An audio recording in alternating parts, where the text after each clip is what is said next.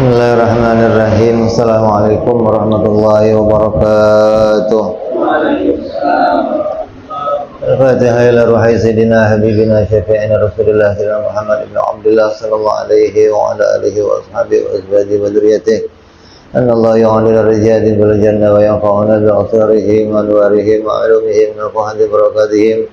Indini wa dunya wal akhirah wa ja'alna min hizbihim yarzuquna ma'abatahum wa yatawaffana min ladihim wa yakirna fi zumratihim bil afiyatin wa salamatin wa fi ashabil kitab Imam Ahmad ibn Atha'illah Simala Syekh Syuraki Salah bin Ahmad Darat Summa ila hadratil walid Habib Abdullah bin Muhsin al-Athah Summa ila nafa'ana Allah bin ulumin lahumul Fatihah. A'udzu billahi minasy syaithanir rajim. Bismillahirrahmanirrahim. Alhamdulillahi rabbil alamin arrahmanir rahim maliki yaumiddin. Iyyaka na'budu wa iyyaka nasta'in ihdinas siratal mustaqim. Siratal ladzina an'amta 'alaihim ghairil maghdubi 'alaihim waladdallin. Amin. Bismillahirrahmanirrahim. Nawaitu ta'alluma wa ta'lima wa tadhakkura wa tadhkira wa naf'a wal intifa'a wal ifadata wal istifadata wal hissa ala tamasuki bi kitabillahi sunnati rasulillah sallallahu alaihi wasallam wa du'a ilal huda adilalata alal khairi ibtigha'a mardatihi wa qurbihi wa thawabihi wa husnil khatimah ma'al lutfi wal afiyah wa salahil aqibah. Bismillahirrahmanirrahim. Alhamdulillahirabbil alamin. Shalatu wassalamu ala asyrafil anbiya'i wal mursalin Sayyidina wa habibina wa syafi'ina wa maulana Muhammadin wa ala alihi wa sahbihi ajma'in. Amma ba'du. Ala musanniful kitab rahimahullah nafa'ana bihi wa bi'ulumihi bid-darain. Allahumma iftah qulubana futuhal arifin wa bihikmatika wansur alaina birahmatika ya arhamar rahimin. Ila anqal Sarah Hikam yang ke-87. Alima wujudadh-dha'fi minka faqallala a'dadaha wa alima ikhtiyajaka ila fadlihi fakaffara amdadaha. Allah subhanahu wa ta'ala mengetahui kelemahanmu, maka dia menyederhanakan bilangannya, dan Allah juga mengetahui bahwa engkau sangat membutuhkan anugerahnya, maka ia memperbanyak pahalanya, melipat gandakan ganjarannya. Ini masih berkaitan dengan hikmah yang lalu, berupa apa? Sholat. Apa di antara keutamaannya apa? Sholat.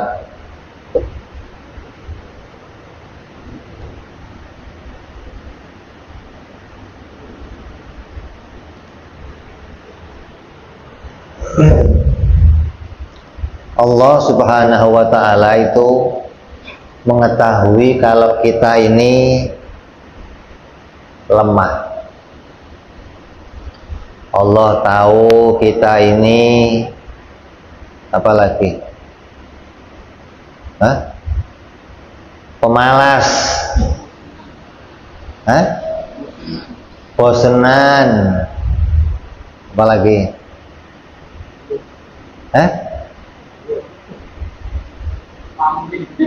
Enggak, kata orang itu gendu. Gendu itu apa sih gendu?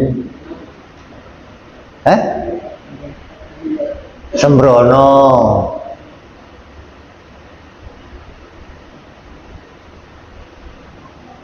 Kalau diperintah oleh Allah pasti macam-macam alasannya. Beginilah, beginilah. Allah tahu. Hambanya itu begitu. Artinya hamba-hamba kayak kita maksudnya, bukan hamba-hamba kayak yang ono-ono, bukan. Ono mah orang-orang istimewa. Kalau kita kan ya Allah Allah mau milih kita jadi hambanya, sudah untung banget maksudnya.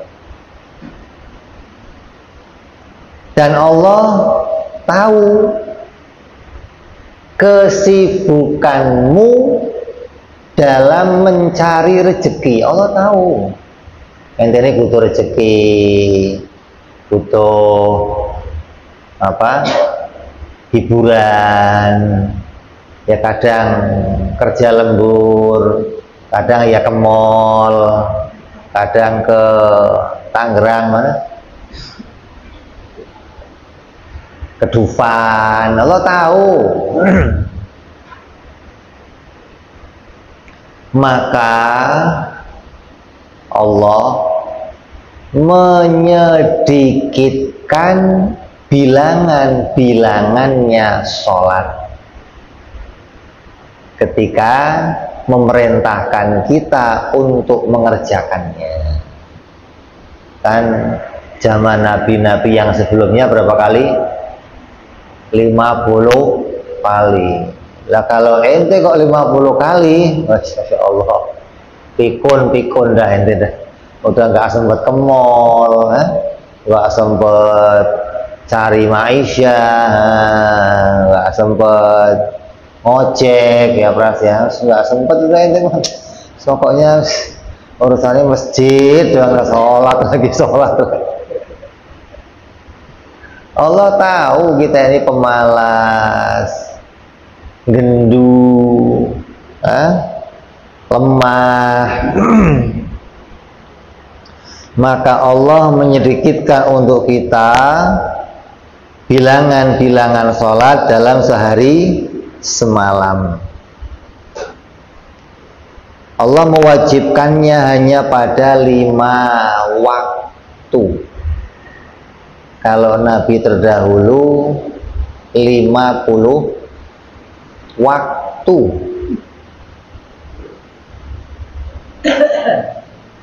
Ente cuman 5 waktu. Nabi terdahulu mendapatkan perintah sholat 50 waktu.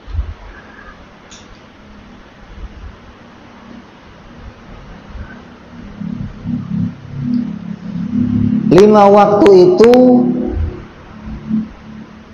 juga jumlah rokaatnya sedikit. Enggak 5 waktu itu yang satu waktu 10 rokaat, enggak.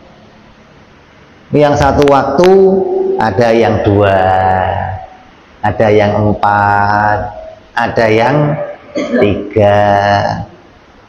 Nih dalam jumlah rokaat yang berbeda-beda.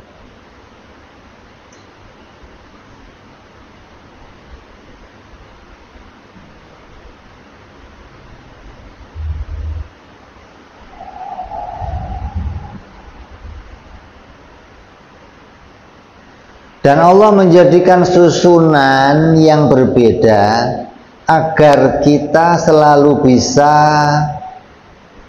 mendekatkan diri kepada Allah, agar kita nggak punya alasan macem-macem ketika diperintah oleh Allah. Artinya Allah jadikan di waktu yang kamu males 2 rakaat, di waktu yang kamu semangat 4 rakaat. Ya Allah udah atur nih, hingga kamu nggak punya alasan. Oh, subuh untung cuman 2 rakaat. Kalau pas subuh kok 4 rakaat, masya Allah, wong 2 aja ente. Kadang sholat kadang enggak, apalagi 4 rakaat. Allah sudah atur yang begitu, Allah tahu gitu loh. Agar kita selalu mau mengerjakan perintahnya, mau mendekat kepadanya. Maka ketahuilah bahwa apabila kita melaksanakannya, maka pasti kita tidak akan merasakan kesusahan dan tidak akan menjadikan kita terganggu dalam mencari rezeki. Harus kamu tahu itu, karena Allah tahu gitu loh. Kamu itu akan sibuk ini, si Allah tahu, makanya Allah pilih. Oh, ini waktu yang cocok sekian, di waktu ini cukup 2, di waktu ini cukup 4, hingga kamu nggak bisa lagi punya alasan, nggak sempet ya Allah, lagi ini ngantuk, nggak sempet ya Allah, lagi lembur kerja. Kamu nggak bisa punya alasan, karena Allah sudah ngatur waktunya gitu loh. Dimana waktu itu kamu nggak sedang dalam kesibukan, hingga kamu bisa mengerjakannya tanpa gangguan, bisa mengerjakannya dengan leluasa gitu loh. Maka dalam kitab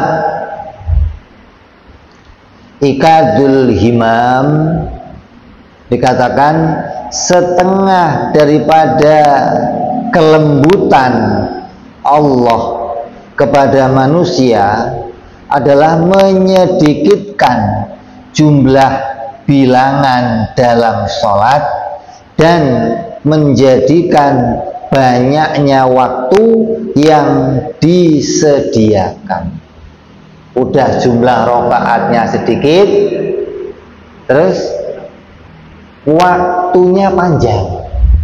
Zuhur 3 jam, asar 3 jam. Oh, bisa milih nih, mau jam 4 boleh, mau jam 5 boleh. Yang penting asar jangan setengah 7. Nah, itu udah maghrib dong, asar setengah 7. Dikasih waktu yang panjang. Di antara 5 ini yang paling berat dikerjain mana coba? Mana? Hah? Mana? Isya. Coba, kalau Isya sudah kamu tunda sedikit, kamu bisa nggak sholat?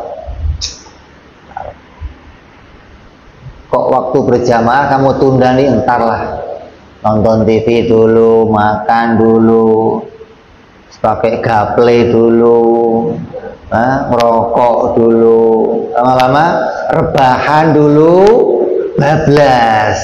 Oh, itu paling berat Isya ini. Jangan dikira gitu loh. Jadi karena waktunya panjang banget, kamu jadi menyepelekan, gampang lah. Lah, waktu yang panjang ini ketika di awal waktu kamu semangat, kamu tunda, di akhir waktu semangatnya hilang, hingga malah nggak sholat seringnya Isya. Ada yang ngomong lagi asar, ada yang ngomong lagi subuh. Yang paling mudah zuhur sama maghrib. Ini macam-macam orang mengatakan mana yang paling berat di antara waktu-waktu tersebut. Kita ngitung nih ulama, dalam 24 jam Allah berikan kita waktu untuk 5 kali sholat 24 jam.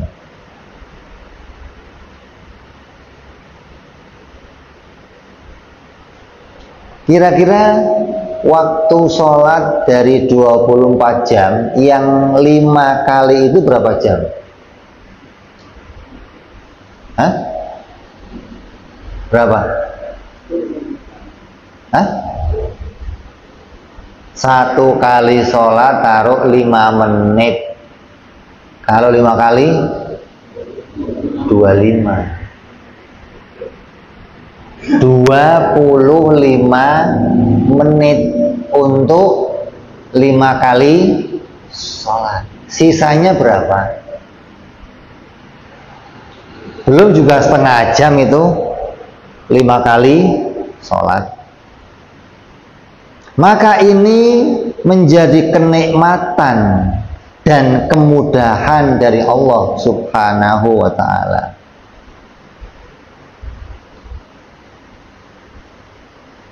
Allah menjadikan waktu sholat subuh di awal munculnya matahari, awal siang. Siang itu diawali dengan subuh. Di awal Allah perintahkan kita untuk sholat subuh 2 rakaat. Apa ini faedahnya? Agar kita menjadikan sholat itu sebagai tempat kita bersyukur di awal kehidupan. Ketika kamu bangun subuh, bangun tidur nih, yang diucapkan apa? Alhamdulillahilladzi at'amana wa ta'amalu, mau makan, ahyana ba'dama amatana wa ilaihin nusyur. Ya Allah, alhamdulillah, segala puji bagimu yang telah menghidupkan aku kembali. Menghidupkan berarti itu awal kehidupan kita. Kayak yang kemarin itu selesai, urusan kemarin selesai, berarti pagi ini mulai kehidupan yang baru. Maka kita diperintahkan syukur kepada Allah Subhanahu wa ta'ala di awal kehidupan kita. Yang kedua, subuh-subuh kita disuruh sholat, biar apa? Agar permulaan waktu itu dimulai dengan ibadah.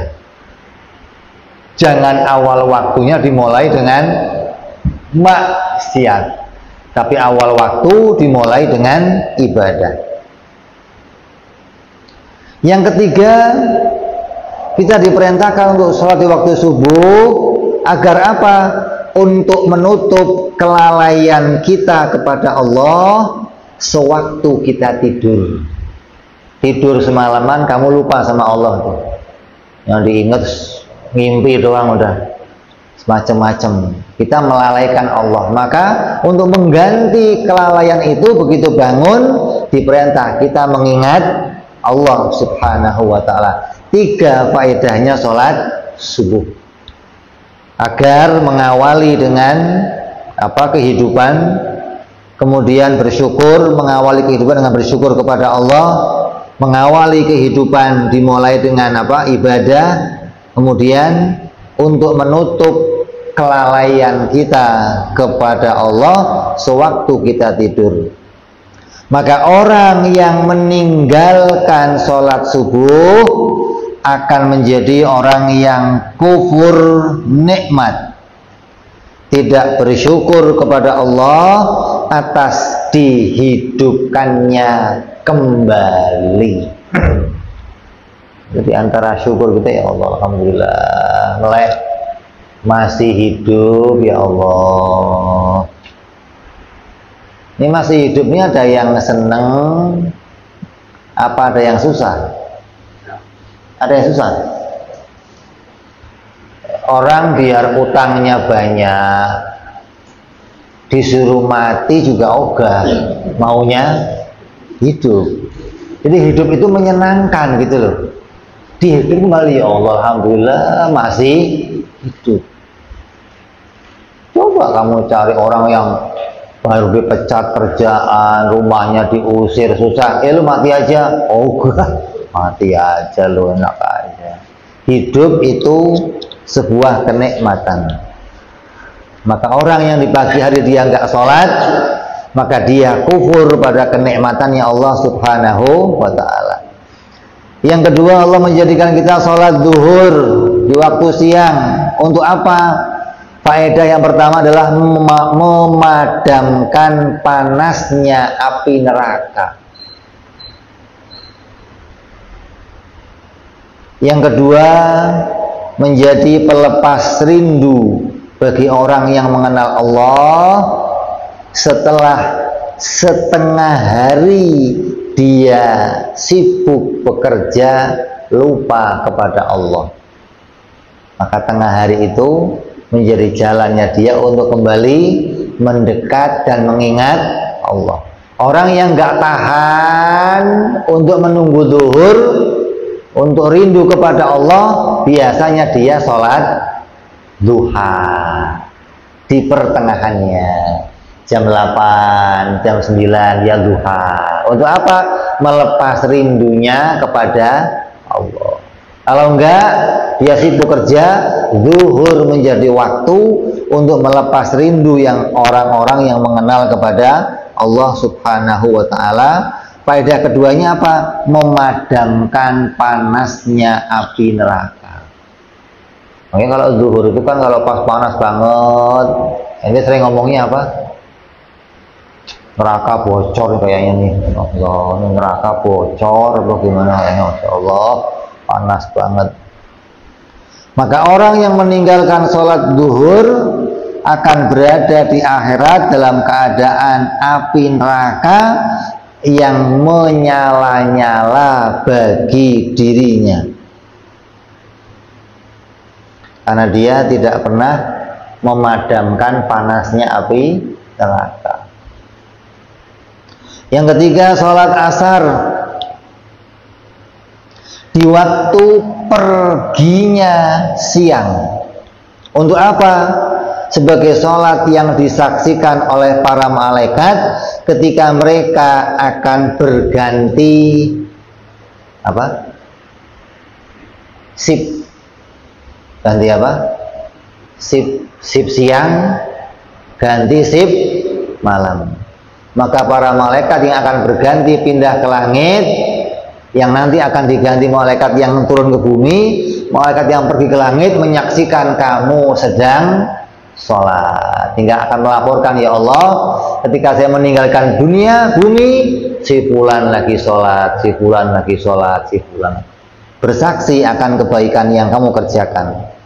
Nabi Shallallahu Alaihi Wasallam bersabda, orang yang meninggalkan sholat asar adalah orang yang kehilangan segalanya. Orang yang meninggalkan sholat di waktu asar akan menjadikan dirinya menjadi raja tega.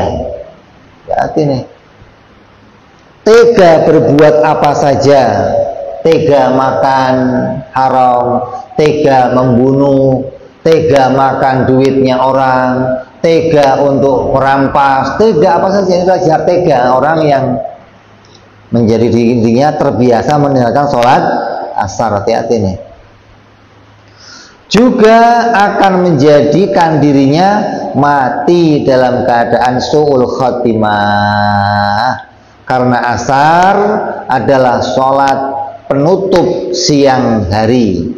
Apabila penutupnya baik, maka penutup hidup kamu pun akan baik. Kalau penutupnya jelek, hidup kamu pun akan dialamatkan, ditutup dengan jelek. Jadi subuh itu awalnya siang, asar akhirnya siang. Maka diawali dengan yang baik dan diakhiri dengan yang baik. Kemudian Allah menjadikan sholat di awal malam, yaitu maghrib. Yang pertama sebagai pembuka waktu malam, diawali dengan ibadah. Yang kedua, bersyukur hilangnya siang dan akan masuknya malam, waktunya untuk istirahat. waktunya untuk rohah, waktunya untuk bersama keluarga. Yang ketiga, sebagai tempat meminta penjagaan dari segala musibah di malam hari. Karena malam hari itu sebagai tempat seringkali datangnya musibah. Apa itu? Dukun-dukun keliarannya malam, santet malamnya mainnya malam, kupu-kupu juga malam. Ada kupu-kupu siang juga, kupu-kupu malam doang taunya loh. Jadi banyak musibah-musibah yang Allah jadikan di malam hari. Maka di awal malam kita sholat, kita minta perlindungan dari Allah Subhanahu wa ta'ala. Maka orang yang meninggalkan sholat maghrib akan menjalani malamnya tanpa perlindungan dari Allah Subhanahu wa ta'ala.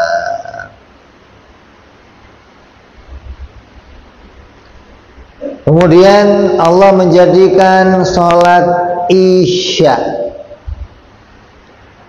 yaitu sholat di malam hari, adalah sebagai perpisahan kepada Allah sebelum kita tidur dan melupakan Allah. Ditutup dengan sholat agar ketika kita berpisah dalam keadaan yang baik, dalam keadaan ibadah. Maka isya dikatakan sebagai sholat perpisahan, subuh sebagai sholat perjumpaan. Dan Allah mengetahui kita ini butuh kepada banyak pahala untuk bisa memberatkan timbangan kebaikan kita di akhirat nanti. Maka Allah menjadikan waktu sholatnya sedikit dan memberikan pahalanya banyak. Kalau orang dulu sholatnya banyak, pahalanya banyak, pantas. Kita dibikin Allah waktu sholatnya sedikit tapi pahalanya banyak. Allah berfirman, fa amma man saqulat mawazinuhu fa huwa fi 'ishatir radiyah wa amma man khaffat mawazinuhu fa ummuhu hawiyah. Maka apabila berat timbangan baiknya walaupun sebiji gandum, maka dia akan bahagia di surga. Dan siapa yang sedikit atau ringan amal kebaikannya, maka dia akan berada di neraka hawiyah. Na'udzu billahi min dzalik. Allah menjadikan setiap salat itu 10 hingga menjadi 50 dalam 5 kali salat. Maka jika dia mengerjakan sejumlah berjamaah dengan berjamaah, maka akan menjadi 25 dalam tiap sholat dan dilipat gandakan menjadi 10 kali hingga pahalanya 250 pahala tiap kali sholat. Bila sholat di Masjidil Haram, maka dilipat gandakan menjadi 100.000. Begitu pula bila sholat di Masjid Nabawi, begitu pula bila sholat di belakang orang yang alim, begitu pula ketika kita sholat dengan berjamaah dan semua itu adalah anugerahnya Allah guna memenuhi harapan hamba-hambanya yang mengharapkan banyak pahala dari tiap-tiap sholat yang dia kerjakan. Nah, yang dimilih sholatnya kok sendiri, pahalanya dikit, saya mau berjamaah biar pahalanya banyak. Allah kasih, waktunya sama, hanya dilipat gandakan pahalanya. Oh, saya mau sholatnya biar pahalanya banyak, saya mau ke Masjidil Haram yang dilipat gandakan pahalanya. Saya mau ke Masjidil Aqsa, mau ke Masjidil Nabawi, dilipat gandakan pahalanya. Ini Allah menyiapkan tempat-tempat, Allah menyiapkan waktu-waktu di mana ketika kamu ibadah, Allah akan melipat gandakan pahalanya. Ini kenapa? Karena Allah tahu kita ini malas, maka sedikit sholatnya anugerah Allah dan banyak pahalanya juga anugerah dari Allah subhanahu wa ta'ala. Kalau sudah diberikan hal yang begitu baik masih nggak sholat, berarti memang ente dablek gitu, kebangetan, berarti udah waktunya di ringkes, jaraknya dijauhin, jumlah rokaatnya disedikitkan, tapi pahalanya dibanyakin, kok masih nggak sholat. Ya sudah, pantes kalau hidup kamu dibikin susah oleh Allah, pantes kalau hidup kamu nggak pernah tenang, pantes kalau kamu raja tega, pantes kalau nanti kamu akan diazab oleh Allah subhanahu wa ta'ala. Mudah-mudahan kita semua jadi orang yang bersyukur kepada Allah dengan banyaknya karunia Allah, kelembutan Allah yang memberikan banyak kemudahan untuk kita dan memberikan banyak pahala untuk tiap-tiap ibadah kita. Mudah-mudahan sholat kita diterima oleh Allah, diberikan pahala yang banyak oleh Allah, dan kita mendapatkan ridhonya Allah subhanahu wa ta'ala dunia sampai akhirat nanti. Amin ya rabbal alamin. La hadiniyah wa ala niyatin sholih wa ila hadratin nabi. Al-Fatihah. A'udzu billahi minasyaitonir rajim. Bismillahirrahmanirrahim. Alhamdulillahi rabbil alamin arrahmanir rahim maliki yaumiddin. Iyyaka na'budu wa iyyaka nasta'in ihdinas siratal mustaqim siratal ladzina an'amta 'alaihim ghairil maghdubi 'alaihim waladdallin. Amin. Ya Rabbana i'tarafna bi annana i'tarafna وعنانا أسرافنا على لظى إشرافنا فتوب علينا توبة تغسل كل يوبة واستر لنا عوراتي وآمن رأتي واغفر ربي ومولودينا والآل والإخوان وسائر الهلال وكل ذي محبة أو جرات أو صحبة المسلمين أجمع آمين ربي اسمع فضلا لا باكتساب منا بالمصطفى رسولي أرضى بكل سولي صلى ربي عليه عند الحب وآله وصحبه إدادة صحبي والحمد لله في البدء وتناهي Kana rabbika rabbil izzati amma yasifun.